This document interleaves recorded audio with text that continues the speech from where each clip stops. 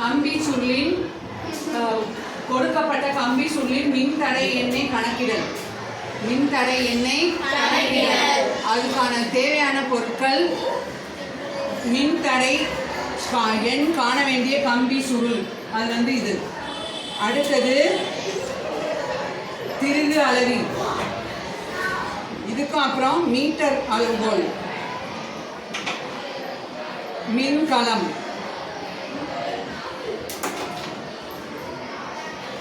சாவி, ammeter, volt metre, மின்தடை மாற்றி மற்றும் மின் இணைப்பு கம்பிகள் இதெல்லாம் ரெடியாக வச்சுக்கணும்.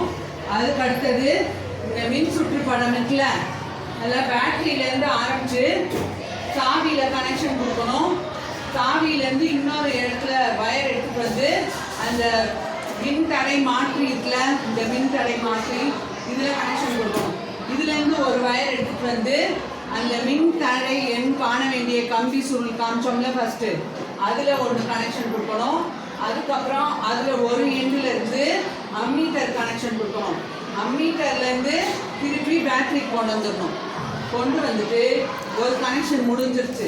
அதுக்கப்புறம் என்ன பண்ணணும்னா இந்த மின்தடை எண் காண வேண்டிய கம்பி சுருள் இருக்குல்ல, அதுலேருந்து பக்க இணைப்பில் வோல்ட் மீட்டரை கனெக்ட் பண்ணணும். கனெக்ட் பண்ணிவிட்டு பேட்டரி ஆன் பண்ணி நம்ம அதுக்கு அடுத்தது ரீடிங்ஸ்லாம் எடுக்கலாம். அதுக்கான கனெக்ஷன் நம்ம ஏற்கனவே இங்கே கொடுத்து வச்சுருக்கோம்.